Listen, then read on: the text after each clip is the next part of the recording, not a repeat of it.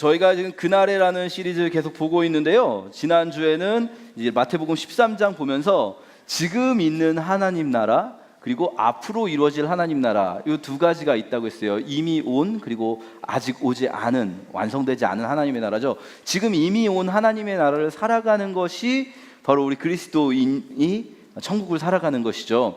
이렇게 교회 다닌다고 뭐 아까 저희 드라마 보셨지만 뭐 저렇게 장로님, 뭐 권사님, 뭐 직분 있고 이런 게 중요한 게 아니에요. 뭐 교회를 열심히 나오고 교회에서 뭐 헌신봉사, 그게 중요한 게 아니고 우리가 이 땅에서 살아가는 하루하루가 천국이어야 되는 거죠. 우리의 신앙이라는 것은 바로 그 부분에 포인트가 있다 말씀을 드렸었어요. 그런데 이제 그때 이제 여러 가지 비유들, 8가지 비유가 있었는데, 뭐 겨자씨처럼, 지금은 겨자씨처럼 작고, 지금은 누룩처럼 작고, 지금은 진주처럼, 또 감춰진 보화처럼 사람들이 가치를 모르고 이렇지만 앞으로는, 이 지금 우리가 느끼는 이 천국은 앞으로는 커지고 세상을 변화시키고 이렇게 될 거다 해서 그날에 올 천국을 이야기했었거든요. 오늘은 이렇게 그날에 올 완성될 하나님의 나라에 대해서 같이 좀 이야기해 보려고 합니다. 아까처럼 이렇게 교통사고 당하셨을 때 여러분이라면 어떻게 하시겠어요? 교통사고가 뭐 본인이 내셨든 당하셨든 쌍방과실이든, 우리가 일반적으로 사실 이런 장면들이 낯설진 않을 겁니다. 우리는 이제 최대한 뭐 불법을 저지르지 않더라도 합법적인 한도 내에서 최대한 내가 손해를 안 보는 것을 먼저 생각을 하게 되죠. 그런데 이제 이 땅에서 지금 여기서 우리가 천국을 이루어간다, 우리가 천국을 만들어간다, 이건 어떤 의미일까요? 이런 경우에 적용시킨다면 내가 손해를 안 보는 것보다 먼저 상대방이 다치진 않았을까를 생각한다든지, 내가 조금 손해보더라도 상대방을 배려한다든지, 아니면 내가 좀 손해보는 것 같아도 옳은 길이 무엇인가, 정의가 무엇인가를 생각한다든지, 이런 게 이제 말하자면 이 땅에서 우리가 하나님 나라를 만들어가고 느끼면서 경험하면서 살아가는 것일 거예요.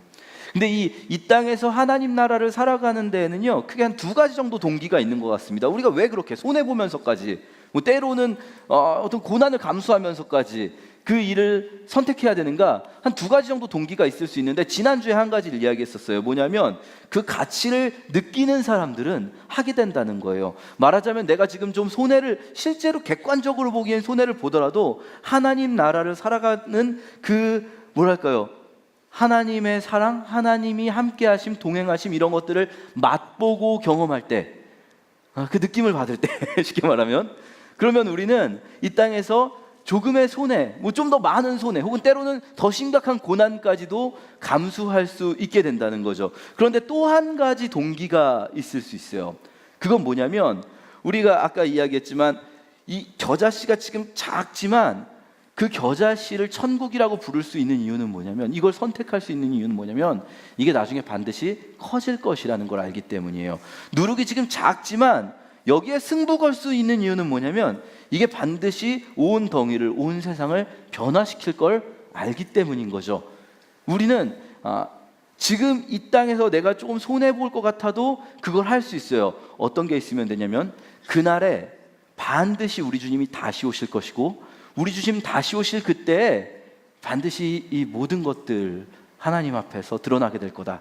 그날을 바라보는, 이 천국을 바라보는 소망을 가지고 우리는 이 땅에서 하나님 나라를 이뤄가며 살 수 있다는 겁니다. 이 성경에서요, 그래서 하나님의, 예수 그리스도의 다시 오심의 맥락은 항상 이 소망의 말씀, 어떤 소망을 가지는 것과 연결되어 나올 때가 많은데요. 저희 한번 말씀 한 구절 같이 읽어보겠습니다.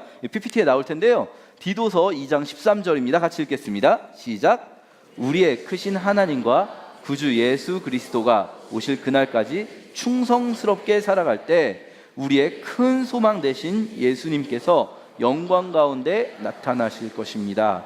우리가 주님 다시 오실 때까지 충성스럽게 살아갈 수 있는 우리의 동기는 뭐냐면, 그렇게 살아갈 때 우리 주님이 다시 오실 그날에 우리에게 보여주실 소망이 있기 때문인 거죠. 지금 이 땅에서 하나님 나라를 소망하기 때문입니다. 오늘은요, 이렇게 하나님 나라를 꿈꾸고 소망하는 것, 완성될 천국을 상상하고 그것을 바라는 것, 이것이 우리의 신앙에, 우리 지금의 삶에 어떤 영향을 끼치는가, 어떤 도움을 줄 수 있는가, 이번 주, 다음 주, 2주 동안 이야기해 보려고 합니다. 오늘은 첫 번째, 한 2가지 정도 이유를 얘기할 텐데 오늘 첫 번째 이유를 이야기하려고 해요. 이렇게 상상력을 좀 동원하기 위해서 2분 정도 이야기를 해보려고 합니다. 예를 들어보려고 하는데요. 이 2명은 실존 인물이고요. 둘 다 이제 실존 인물이고 같은 기독교인들이죠. 우리 가족인 우리 교회 가족이라는 말이 아니라 우리 기독교인들의 이야기 2분 이야기해 보려고 하는데요. 먼저 첫 번째로 바트 밀라드라는 분이 있습니다. 바트 밀라드 아무도 모르시겠죠? 올해 나왔던 영화예요. 사실 I Can Only Imagine이라는 영화였는데 북미 박스오피스에서 정말 상상 이상의 성적을 올려서 우리나라까지 수출이 됐는데 우리나라에서는 상상 이상으로 망해가지고 아마 아시는 분은 없을 것 같아요. 여기에 개봉했던 지 얼마 오래되진 않았어요. I Can Only Imagine라는 영화가 있습니다. 이 영화의 주인공이고 이제 이 영화는 실제 스토리를 바탕으로 하는 영화인데요. 멀심이라는 CCM 그룹, 그러니까 기독교 음악을 하는 그 가수예요. 기독교 음악을 하는 가수. 특히 미국 같은 경우는 우리나라도 CCM이 있지만 CCM 시장이 꽤 커서 마치 가요의 한 장르처럼 기독교 음악이 있거든요. 근데 이분의 이야기인데 이분이 이제 어렸을 때 굉장히 아버지로부터 학대를 받았어요. 막 구타당하고 아버지가 툭하면 패고 화내고 막 장난감 같은 거 있으면 막 아버지가 불태워버리고 학대를 당하고 어머니도 아버지의 학대에 노출돼 있었고요. 어느 날 이제 이분이 어머니가 원래 교회를 안 다니던 가정이었는데 이 바트 어린이를 교회에서 하는 그 캠프에 맡긴 거예요. 캠프에 맡겨서 얘는 영문도 모르고 너무 재밌게 이제 막 거기서 친구들도 사귀고 그랬어요. 그 교회 캠프에서. 그리고 집에 돌아보니까 이제 엄마가 나간 거죠. 엄마가 집을 나가서 도망을 간 거예요. 그렇게 이제 불우한 유년 시절을 보내게 됩니다. 아버지한테 계속 이제 구타당하면서. 그런데 이 바트 밀라드라는 사람이 자신의 음악적인 재능이 있다는 것을 알게 되고 그래서 이제 음악 쪽을 하고 싶어요. 아버지는 반대하죠. 나중에 이제 집을 나가요. 자기가 집을 나가서 이제 인디 밴드, CCM 인디 밴드를 하게 돼요. 그래서 교회들이나 이런 데 돌아다니면서 공연을 하고 그러는 거죠. 사실 믿음이 막 좋아서 이런 기독교 음악을 한다기보다는 음악을 하고 싶은데 이제 그 CCM이라는 장르가 자기한테 맞는 그런 것도 좀 있는 거죠. 이렇게 하는 이야기인데 백문이 불여일견 이 영화의 예고편을 잠깐 함께 보도록 하겠습니다. 잠깐 보여주시겠어요? Listen to this music. Me and you. You know I love you, right? Where's Mama? She's gone. She don't want me no more. And she don't want you neither. And you're gonna blink your eyes and you're gonna realize that life has gotten you nowhere because you chased some stupid dream. I can I'm leaving, Shan. I want you to know that I pray for you all the time. And I hope that you find whatever it is that you're looking for out there. What are you running from? My dad. Then write about it. Let that pain become your inspiration.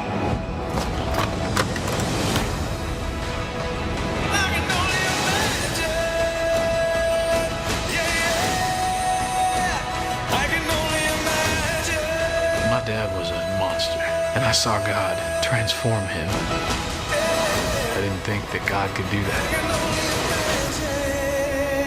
And so I wrote this song for my dad.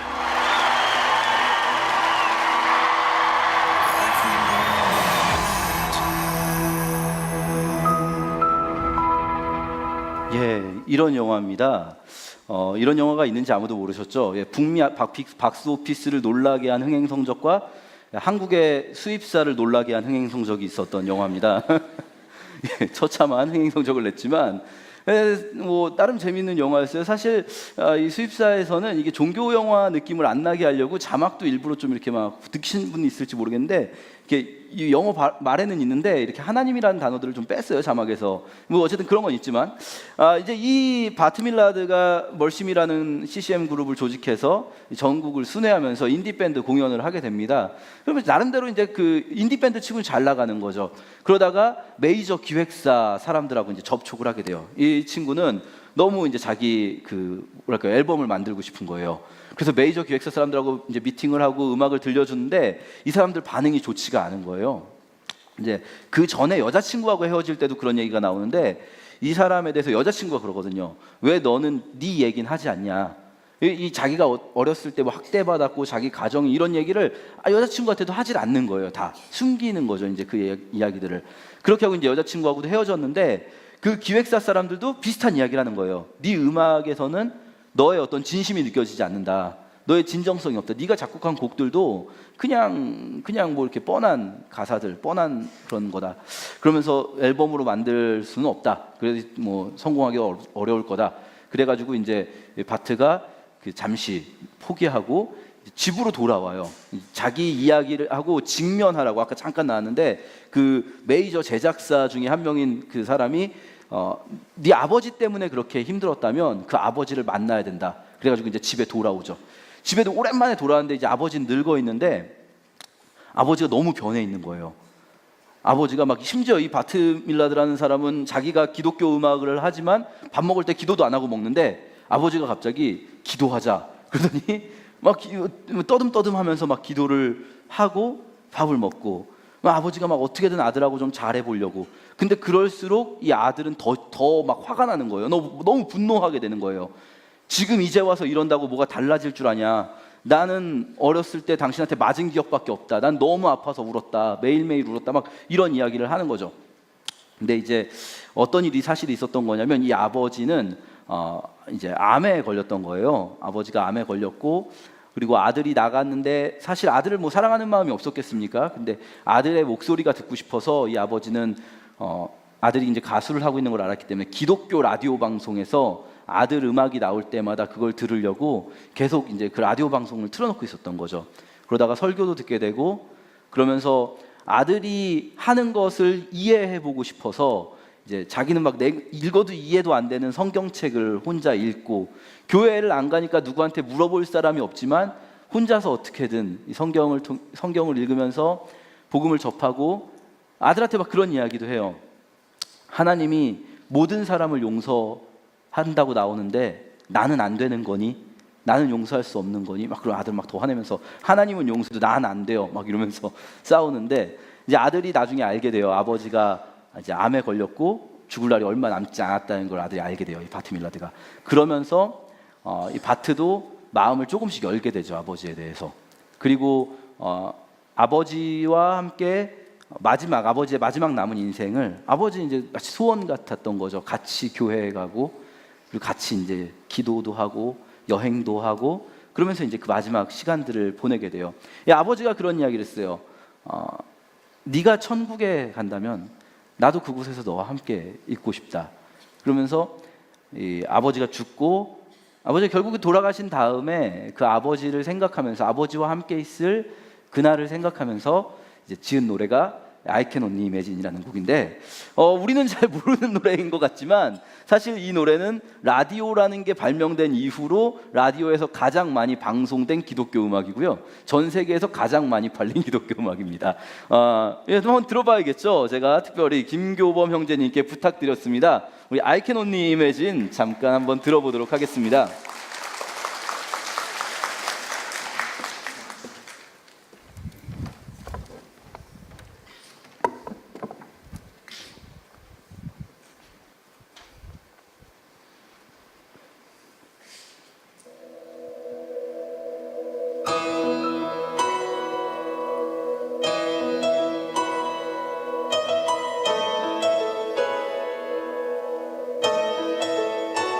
I can only imagine what it will be like when I walk by your side.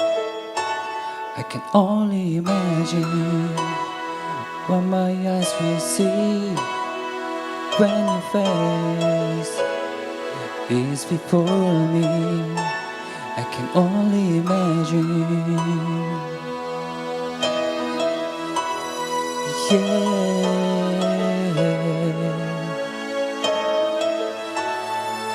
Surrounded by your glory, what will my heart feel? Will I dance of the Jesus? Will the whole of you be still? Will I stand in your presence? To my knees will I fall? Will I sing hallelujah? Have you ever speak at all? I can only imagine. I can only imagine. I can only imagine when that day comes, when I find myself standing in the sun.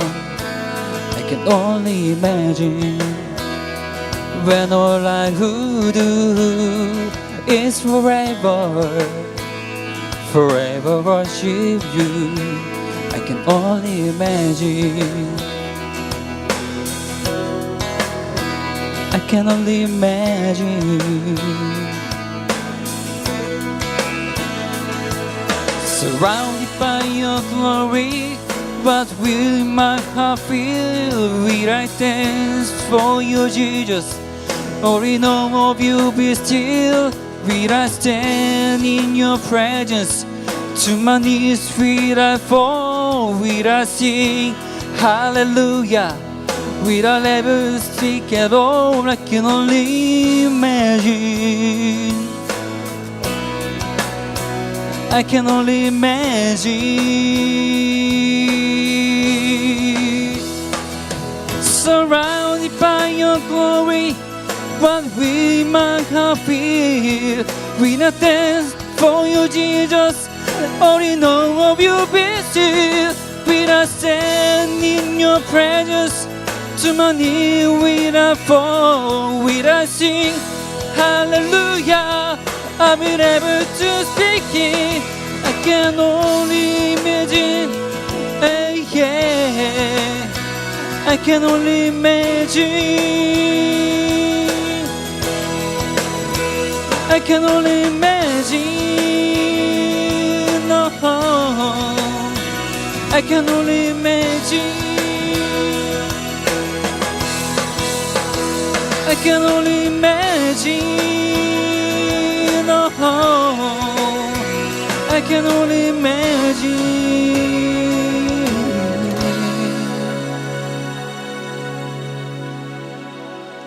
I can only imagine when all I will do is forever, forever worship you.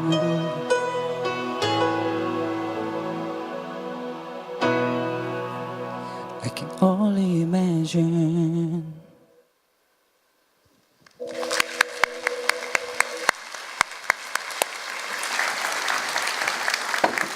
아, 너무 좋죠. 이 노래가 라디오에서 많이 방송될 만한가요? 예, 역사상 가장 많이 방송된 기독교 음악이라는데, 이 음악 가사를 제가 한번 읽어드릴게요. 나는 상상할 수밖에 없습니다. 내가 주님 곁에 가게 될 때 어떤 모습일지. 나는 상상할 수밖에 없습니다. 주님의 얼굴을 마주할 때 내 눈이 뭘 보게 될지. 나는 그저 상상할 수밖에 없습니다. 주님의 영광에 둘러싸여서 내 마음은 뭘 느낄까요? 내가 예수님을 위해 춤을 추게 될까요? 아니면 경외감으로 그저 가만히 있게 될까요? 당신의 임재 안에서 서 있을까요? 아니면 무릎을 꿇고 엎드릴까요? 할렐루야 노래를 할까요? 아니면 무슨 말이라도 할 수 있을까요? 나는 상상할 수밖에 없습니다. 그날이 올 때를. 내가 하는 모든 것이 영원히 당신을 예배하는 것일 때를 나는 상상할 수밖에 없습니다. 이런 가사예요. 같이 끝났습니다. 아버지와 아들이 함께 천국을 상상하면서 그것으로 바트밀라드의 삶과 그리고 그 아버지의 삶이 변했어요. 아들이 아버지를 용서할 수 있었어요. 이 완성될 천국을 상상하면서.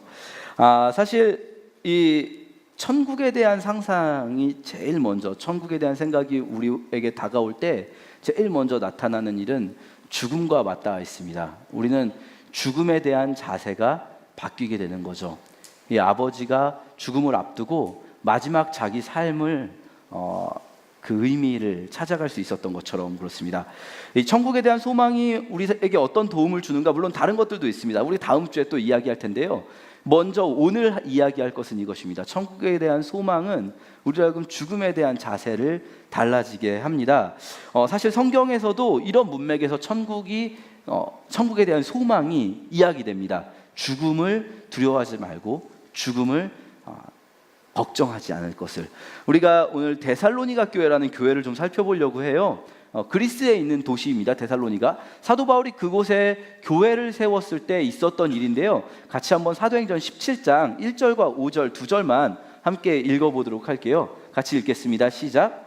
바울과 실라는 암비볼리와 아볼로니아를 지나 데살로니가에 도착했습니다. 5절. 그러나 유대인들이 이들을 시기하여 시장에서 불량배들을 모아 폭동을 일으켜 도시를 혼란에 빠지게 했습니다. 그들은 바울과 실라를 군중 앞으로 끌어내려고 야손의 집으로 쳐들어갔습니다. 이제 대충 설명드리면 이렇습니다. 바울의 전도 여행은 항상 이런 식입니다. 어느 도시에 가서 유대인의 회당에 들어가고 그 회당의 안에 있는 이방인들이죠. 이방인들을 주로 전도를 합니다. 그러면 어떤 일이 벌어지냐면 이 회당 안에 유대교인데 그 유대인들 입장에선 바울이 하는 게 딱 어떻게 느껴지냐면 우리한테 헌금하고 있는 우리 교인을 빼가는 걸로 느껴질 수 있는 거죠. 유대인들한테는. 유대인들이 굉장히 싫어합니다. 이 바울의 사역을. 그래서 이 유대인들이 여기 보시면 시장에서 불량배들을 모았다 이렇게 나오는데 어떤 걸까요? 이제 쉽게 이야기한다면 예전 개혁 성경에서는 좀 더 리얼한 표현이 있는데 그 저자의 불량한 자들 뭐 이런 사람들을 모았다고 합니다. 우리식으로 표현한다면 이거죠. 돈 주고 이제 조직폭력배들을 고용한 거죠. 유대인들이. 그래가지고 이 데살로니가 교회라는 교회를 이제 핍박하기 시작합니다. 바울을 끌어내려고 하고요. 사람들을 잡아다가 때리게 되고 이 데살로니가 교회라는 교회는 굉장히 이제 막 바울이 여기 들어간 지 이제 한 3주 돼가지고 이제 막 교회 세워지는 아주 작은 교회예요. 이렇게 큰 교회가 아닌데 거기에 이제 불량배들이 들이닥쳐서 이 사람들을 괴롭히게 되는 거죠. 그 와중에 바울이 피신하게 되고 데살로니가 교회에서는 맞는 사람도 있고 죽는 사람도 생기게 됩니다. 굉장히 안타까운 일이죠. 이제 막 생긴 교회에 이제 이 신앙 때문에 사람이 죽고 막 이렇게 되는 상황 속에서 그들을 어떤 의미에서는 위로하고 격려하고자 안타까운 너무나 아픈 마음으로 쓴 책이 데살로니가 전서라는 바울의 편지인데요. 저희가 데살로니가 전서에서 바울이 가장 강조하는 게 바로 예수 그리스도 다시 오신다는 거예요. 그 소망을 품으라고. 그러면서 바울이 이렇게 그들에게 이야기합니다. 같이 한번 오늘 말씀 읽어볼 텐데요. 주보에도 있고 PPT로도 있고 성경책에도 있습니다. 데살로니가 전서 4장 13절부터 18절까지인데 3절씩 먼저 읽어보겠습니다. 3절 13절부터 15절까지 함께 읽겠습니다. 시작. 형제 여러분, 나는 여러분이 죽은 자들에 관해서 아무것도 모르는 것을 원하지 않습니다.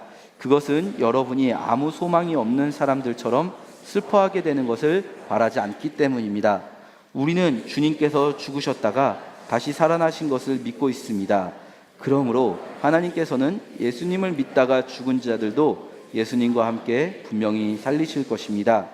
우리는 지금 주님께서 하신 말씀을 하고 있습니다. 주님께서 오시는 날 살아있는 자들은 주님과 함께 있을 것입니다. 그러나 결단코 그날에 살아있는 자들이 이미 죽은 자들보다 주님을 먼저 만나지는 못할 것입니다. 바울이 이렇게 이야기합니다. 형제 여러분, 여러분들이 죽은 자에 관해서, 이거 번역이 너무 딱딱하게 됐어요. 이제 돌아가신 분들이죠. 이런 어떤 불량배들에 의해서 돌아가신 분들에 대해서 너무 슬퍼하지 않았으면 좋겠습니다. 그것은 여러분이 아무 소망이 없는 사람들처럼 슬퍼하는 걸 바라지 않기 때문입니다.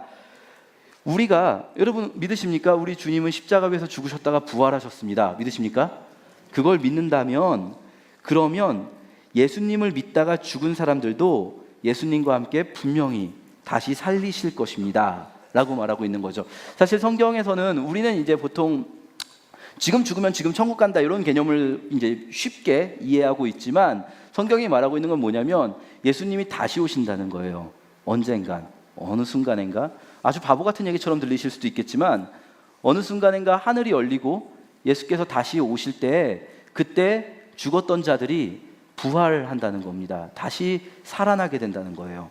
너무 미개한 말 같이 들리실 수도 있어요. 그러나 기독교는 이걸 믿는 종교입니다. 사실은 이걸 믿고 2000년 동안 지금까지 온 종교입니다. 바울은 이렇게 말합니다. 우리는 지금 주님께서 하신 말씀을 하고 있습니다. 이건 주님께서 하신 말씀이에요. 본인이 하는 이야기가 아니라는 거죠. 주님께서 오시는 날 살아있는 자들, 죽은 자들 모두 함께 있을 것입니다. 우리 이어서 16절부터 18절까지 또 읽겠습니다. 같이 읽겠습니다. 시작. 그날에 주님은 하늘로부터 내려오셔서 천사장의 소리와 하나님의 나팔 소리가 울리는 가운데 큰 소리로 호령하실 것입니다. 그때 그리스도를 믿다가 죽은 자들이 먼저 일어나고 그 후에 살아있던 자들도 그들과 함께 구름 속으로 끌어올려져 하늘에서 주님을 만나게 될 것입니다. 그러므로 여러분은 이런 말로 서로 위로하십시오. 바울은요, 지금 어떤 이 세상의 마지막에 어떤 일이 일어날 것인가에 대한 교리를 설명하고자 이 책을 쓴 게 아닙니다. 이 편지는요, 무슨 뭐 주님이 재림하실 때 어떤 일이 일어날까요? 이 궁금증을 해결해 주려고 쓴 편지가 아니고요. 마지막에 이렇게 돼 있죠. 이런 말로 서로 위로하십시오. 죽음을 보고 있는, 우리 같이 예배드리던 이 형제자매가 죽기도 하고 다치기도 한 상황 속에서 그들을 위로하는 최고의 위로는 주님이 다시 오시는 날에 관한 것이죠. 그날 우리는 반드시 다시 살아나게 될 것이니까요. 이거를 어떤 분들은 이제 기독교를 최대한 뭐 지성적으로 이해하고자 하시는 분들은 예수 그리스도의 재림, 다시 오심이나 죽은 자의 부활 같은 것은 예를 들면 어떤 상징적인 표현일 것이다. 뭐 주님이 우리 마음속에 오신다든가, 주님은 영원히 우리 마음속에 함께 계시다, 뭐 이런 것들, 또는 죽은 자가 우리 마음속에 다시 살아난다든가, 이런 어떤 상징적인 표현이 아니겠는가라고 말씀하십니다. 말도 안 되죠. 누가 편지에 이렇게 써놓고 그걸 상징적인 표현을 합니까? 둘 중에 하나죠. 바울이 잘못 알고 있고 기독교인들이 잘못 알고 있거나, 아니면 이들이 알고 있는 게 맞다면 그런 일이 일어날 것이라는 거죠. 그걸 뭐 맞든 안 맞든 우린 모릅니다. 그날이 돼봐야 하는 거죠. 그러나 그걸 믿는 종교가 기독교라는 종교라는 겁니다. 이 사람들이 미개해서 그걸 믿었던 게 아니고요. 아주 고대인들이었기 때문에 이걸 믿었던 게 아니고요. 제가 의도적으로 오늘 두 명의 이야기를 통해서 우리의 상상력을 좀 확장해 보겠다 했는데, 아까 바트밀라드 이분도 그렇고 의도적으로 제가 옛날 분들 이야기를 하지 않고 최근 사람들을 이야기하고 있습니다. 왜냐하면 옛날 사람이기 때문에 뭘 몰라서 죽은 자가 다시 살아난다는 걸 믿고 있는 게 아니라는 겁니다. 지금도 우리의 신앙은 이것에 기초하고 있습니다. 두 번째로 말씀드릴 분은요, 이이지마 나츠키라는 일본 사람입니다. 작가인데요, 제가 책을 가지고 나왔습니다. 신이 주신 눈물이라는 책, 그리고 또 이 책 전에 천국에서 그대를 만날 수 있다면이라는 책을 쓴 작가입니다. 뭐 일본은 사실 기독교가 그렇게 많은 나라는 아니거든요. 그래서 그런지 이 책도 여기서 나오는 신이 도대체 어느 종교의 신인지 좀 알 수 없게 좀 이렇게 번역이 돼 있어요. 그런데 뭐 읽어보시면 아시겠지만 그분 맞습니다. 그런데 이제 이 작가분은 조금 독특해요. 이력이 작가치고는. 원래는 윈드서핑 선수였어요. 아주 잘 나가는 윈드서핑 선수였어요. 아시아권에서는 뭐 수많은 수상 실적이 있고요. 뭐 금메달도 여러 번 따고 전 세계적인 윈드서핑 대회에도 단골로 출전하는 서퍼였는데, 그런데 30대 초반 한창 잘 나가던 시기에 2002년에 암 선고를 받습니다. 처음에 간암 선고를 받았다가 치료가 다 된 줄 알았는데 나중에 위와 또 여러 몇 군데에 더 이제 재발을 하게 되고요. 그러면서 이분이 공황장애, 우울증 이런 것에 걸리셨었대요, 처음. 근데 이제 수술하고 뭐 이렇게 병원에 있고 하는 동안에 이분이 뭐 쉽게 말하면 복음을 접하게 된 거죠. 그러면서 이분이 글을 쓰기 시작했습니다. 그리고 그 글을 쓴 책들이 이분이 이제 병상에 있는 동안 출간이 됐는데요. 이분이 이제 쓴 책들은 다 자기 이야기를 소설화시킨 거예요. 완전히 자기 이야기는 아니고 소설인데 이름도 달라요. 이름도 등장인물들의 이름을 다 일부러 다르게 써요. 자기 얘기를 뭐 이이지마 나츠키 씨인데 이제 노부시라는 가상의 인물인 것처럼. 그리고 뭐 심지어 그냥 이렇게 뭐 유명한 뭐 이를테면은 자기가 좋아하는 사이클 선수가 있는데 랜스 암스트롱이라고 혹시 아실지 모르겠어요. 암을 이겨내고 뚜르드 프랑스라는 사이클 대회를 제패한, 물론 나중에 이제 또 안 좋은 일도 있었지만, 랜스 암스트롱이라는 사람도 이름이 여기서는 이제 빈스라고 나옵니다. 이름을 의도적으로 이제 실존 인물들의 이름을 바꿔서 쓰는데, 이 사람이 이제 병원 이야기를 해요. 이 사람 소설 2개가 다 병원 이야기입니다.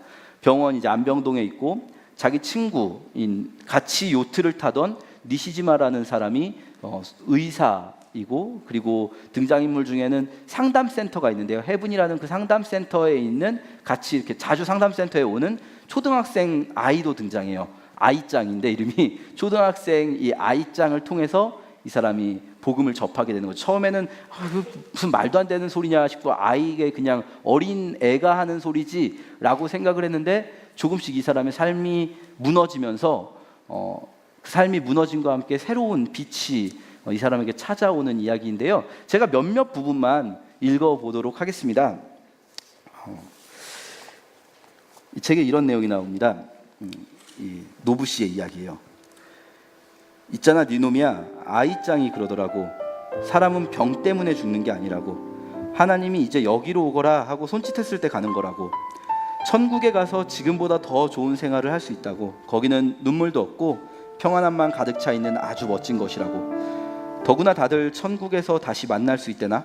꼭 하와이나 타히티 아니면 카리브해의 작은 섬처럼 아름다운 곳에서 다시 만나서 진심으로 반가워하며 웃을 수 있다고 하더라고. 좀 우습지? 처음 들었을 때 난 웃어버렸어. 아이짱도 역시 초등학생이구나 하면서. 나는 운동을 하던 놈이니까 그저 힘내라 힘내가 성미해봤거든. 그런데 몸이 약해지면서 어느 때부턴가 그런 생각이 들더라고. 도대체 무슨 힘을 어떻게 내란 말인가 하고.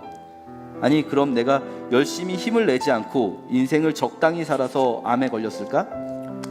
나는 말이야 아이짱의 웃는 얼굴을 보고 있으면 항상 위안을 얻게 돼. 그 애는 아직 초등학교 5학년밖에 안 됐잖아. 어떻게 소아암에 걸린 애가 그렇게 밝고 명랑할 수 있는지 모르겠단 말이야. 난 아이짱처럼 되고 싶어. 병이나 치료를 두려워하지 않고 항상 날씨가 밝기만을 바라는 게 아니라 가끔씩 비가 오거나 눈이 와도 거기에 마음이 휘둘리지 않고 오늘 날씨처럼 항상 밝고 건강하게 희망을 가지고 살고 싶어. 그 아이가 몸소 그렇게 가르쳐주고 있다는 생각이 든다니까. 이렇게 하고 이제 스토리가 막 진행되면서 이 사람의 병은 점점 악화됩니다. 그래서 이제 병원에서는 치료를 그냥 포기하고 돌아가셔서 마무리를 준비하셔라 이렇게 이야기하는데 이분은 이제 계속 치료를 좀 받고 싶어 하세요. 그런데 이분이 굉장히 좋아하는 그 빈스라는 그 사이클 선수의 책이 있어요. 이분이 막 진짜 신주따신지 모시듯이 모시는 그 책인데 그 책에 그 아이짱이 낙서를 해놓은 거예요. 이제 뭐라고 써놓은 거예요. 그 책에다가 그 이야기를 한번 보겠습니다. 머리카락과 이빨이 다 빠진 노부 씨는 머리맡에 놓여있는 고급 가죽으로 된 성서용 책함에 든 책을 꺼냈습니다. 그것은 성서가 아니라 빈스의, 원래는 랜스 암스트롱인데 이름을 바꿨어요. 빈스의 뚜르드 프랑스를 넘어서였습니다. 이제 아이짱이 거기다 이렇게 써놨어요. 만약 내일 이 세상에 종말이 찾아온다 해도 나는 오늘 사과나무를 심겠다. 마틴 루터. 이것도 원래는 스피노자죠. 이거는 근데 이제 아마도 종교적인 색깔을 입히려고 했던 것 같아요. 마틴 루터는 우리 종교개혁의 지도자였던 개신교 지도자인데요. 삼류대학 출신인 나 같은 놈이 이 말의 뜻을 제대로 이해나 할 수 있었겠어? 그래서 처음에는 무슨 소리를 하는지 알 수가 없었지. 하지만 지금 와서야 그 루터인지 뭔지가 한 말의 의미를 어렴풋이 알게 됐어. 뭐라고 해야 되나? 사람은 좋든 싫든 간에 마지막에 가는 순간까지 주어진 삶을 다 살아야 할 의무가 있는 게 아닐까 하고 말이야. 사는 게 재미없다고 그게 싫어서 그냥 그만둔다면 그건 하나님한테 잘못하는 것 같단 말이지. 허구한 날 꼴찌만 하는 니노미아도 골인 지점까지 항상 전력을 다해 요트를 몰았잖아. 아무도 상대해주지 않아도 말이야. 니노미아 선생님이 쓴웃음을 지었습니다. 노부 씨가 말을 이었습니다. 그래도 바람은 보고 있었을 거야. 이러면서 이 노부 씨는 이제 병과 싸우고 삶의 의미를 끝까지 놓치지 않고 포기하지 않게 되는데요. 결국 이 노부 씨가 죽습니다. 그리고 아내에게 이 노부 씨의 유서가 전달이 되는데요. 이제 친구를 통해서 그 유서의 일부분입니다. 이제 뭐 누구에게 고맙다고 전해줘, 누구에게 고맙다고 전해줘 이러는데 해분의 아이짱에게도 감사한다고 전해줘. 남의 애독서에 낙서를 하면 안 되겠지만 그런 문구라면 얼마든지 해도 좋을 것 같아. 정말이지 덕분에 용기와 희망을 많이 얻을 수 있었어. 당신한테 아무런 의도도 하지 않고 스기모토에게 이 편지를 맡긴 점에 대해서는 용서해 주기 바래. 오늘 하나님이 나한테 천국으로 오라고 말씀하셨구나 하고 생각해 준다면 나는 기쁘겠어. 코지, 이제 아들이거든요. 코지가 씩씩하게 살아라. 그리고 어머니를 잘 위해드려라. 타인에 대한 사랑을 절대로 잊지 않기를 바란다. 배신을 당해도 좋으니까 남에게 신뢰를 받는 인간이 되어라. 나를 믿는 자는 죽어도 산다. 이 말의 뜻은 편지센터에 있는 아이짱에게 물어보아라. 그럼 잘 있어. 천국에서 기다릴게. 이러고 이제 이 노부 씨가 소설 속에서 죽는 거죠. 실제로 이 작가인 이이지마 나츠키 씨는 이 원고를 완성하고 죽었고요. 그래서 이이지마 나츠키 씨는 2005년 2월 28일에 죽었고 이 책은 2005년 6월 30일에 출간이 되었습니다. 출간될 때는 그래서 이이지마 나츠키 씨의 이름이 아니라 그 아내분의 이름으로 출간이 된 책이죠. 천국에 대한 소망이 죽음 앞에 있는 사람에게 포기하지 않는 삶의 이유를 알려줬어요. 물론 그렇습니다. 신앙이라는 게 항상 우리 7월에도 이야기했지만 잘못 믿으면 독이 될 수 있어요. 신앙은 천국에 대한 소망도요, 천국에 대한 믿음도 잘못 믿으면 독이 될 수 있어요. 오히려 거꾸로 막 저 나라 가서 죽어서 갈 천국만 생각하면서 이 땅은 막 살아도 되거나 이 땅의 가치를 못 느끼거나 그건 독이죠. 잘못된 신앙이죠. 그러나 우리가 실제로 우리 기독교 선배들을 통해서 느끼게 되는 건 뭐냐면요, 천국에 대한 소망을 가진 사람들은 이 땅에서 우리가 왜 살아야 되는지 알게 되는 거죠. 당장 내일 죽더라도, 여기서 굉장히 중요한 역할을 하는 구절이 아까 그 구절인데요, 당장 내일이 세상의 끝이더라도 오늘 내가 이 일을 해야 되는 이유가 무엇인지 알게 됩니다. 이 사람이 이이지마 나츠키 씨는 계속해서 치료를 받고 계속해서 집필 활동을 해요. 더 살 수 있기 때문이 아니었어요. 더 살기를 바래서도 아니었어요. 다만 지금 살아있는 동안 내가 해야 할 일이 있다고 하나님이 가르쳐 주셨기 때문이거든요. 이분이 사실 일본은 기독교가 거의 없는 나라잖아요. 이분은 병상에서 계속해서 글을 쓰셨고 그 글들을 통해서 하나님의 사랑이라든지 천국에 대한 소망이라든지 진정한 용서라든지 이런 것들을 계속해서 사람들에게 자신이 겪은 것을, 자신에게 주신 그것을 나누고 싶어 했어요. 그것을 자기의 마지막 사명이라고 생각했죠. 첫 번째 책 천국에서 그대를 만날 수 있다면, 이런 에세이집이 2004년에 출간됐고, 마지막 죽은 후에 이 두 번째 책 신이 주신 눈물이 출간되고, 이제 딱 책을 두 권, 죽은 후에 한 권 더 이제 정리해서 나와서 다른 사람이 세 권의 책을 남긴 작가입니다. 오늘 드린 말씀은요, 별로 안 와드실 수도 있을 것 같아요. 여기 사실 우리들은 대부분 죽음을 직면하고 있지는 않거든요. 이게 사실 오늘 천국에 대한 소망이 우리에게 어떤 도움을 주는가라고 말씀드릴 때 제일 먼저 말씀드린 것은 죽음에 대한 자세를 바꿔준다 이것이었지만 막 와닿진 않을 수도 있을 것 같아요. 그럼에도 불구하고 두 가지 이유 때문에 이 말씀을 나눠야 한다고 생각했습니다. 첫 번째는 뭐냐면, 지금은 와닿지 않더라도 우리 모두는 분명히 언젠가는 죽음을 눈앞에 두게 될 거예요. 본인의 죽음이든 가까운 사랑하는 누군가의 죽음이든, 그때 우리는 아까 바울이 말했듯이 세상 사람들처럼 슬퍼하지 않고 또는 좌절하거나 절망하지 않고 죽음 앞에서도 한 그루의 사과나무를 심는 사람들이 될 수 있을 것입니다. 또 한 가지 이유가 있는데요, 사실은 이게 더 중요한 이유였어요. 그건 뭐냐면, 우리가 이제 다음 주에 할 이야기, 우리에게 이 영원한 하나님 나라가 어떠한 도움을 주는가, 지금 우리의 삶에 어떠한 도움을 주는가에 있어서 가장 중요한 거는요, 죽음을 두려워하지 않는 그것이야말로 우리가 그리스도인답게 살 수 있는 기초가 됩니다. 이 땅에서 우리가 선한 싸움을 싸워나가고 이 삶을 끝까지 지켜나갈 수 있는 이유는 우리는 죽음을 두려워하지 않을 수 있기 때문이에요. 거꾸로 말한다면, 우리가 만약에 죽음을 두려워한다면 우리는 결코 성경이 말하는 삶을 살 수 없을 겁니다. 성경은 이렇게 말씀하십니다. 히브리서 2장 15절에서는요, 우리 모든 사람은 죽기를 무서워해서 죽음에 대한 공포 때문에 일평생 육신에 매어 종노릇한다고요. 좀 더 쉽게 표현하면 죽음에 대한 공포 때문에 세상이 살아야 된다고 하는 방식, 다른 사람들이 다 그렇게 살아가는 방식, 그 방식을 벗어나지 못할 겁니다. 그러나 우리가 그것을 극복할 때, 천국에 대한 소망으로 그것을 극복할 때 우리 앞에 다른 세상을, 다른 삶의 방법이 있다는 것을 우리는 알 수 있을 것입니다. 그리고 그 삶을 살아갈 수 있을 것 같습니다. 함께 기도했으면 좋겠습니다. 이렇게 기도했으면 좋겠어요. 우선 첫째는, 주님, 제게 진짜로 주님이 다시 오실 것과 그 다시 오실 주님이 완전한 하나님 나라를 이 땅에 가지고 오실 것이라는 믿음이 있었으면 좋겠습니다. 주님, 우리의 믿음 없음을 도와주세요. 주님, 우리가 그 믿음을 가지고 혹여 우리 중에 가까운 이들의 가까운 이들을 떠나보내거나 혹은 떠나보내야 하는 상황에 있는 이들이 있다면 주님 그들을 위로해 주세요. 주님 다시 오실 그날에 반드시 우리 모두는 주님 앞에 다시 한번 만나게 될 것이고 영원히 주님과 함께 행복한 나라에 살게 될 줄 믿습니다. 그 믿음을 우리 모두에게 주시고 하늘의 위로로 우리를 위로해 주세요. 그리고 한 가지 더 기도했으면 좋겠습니다.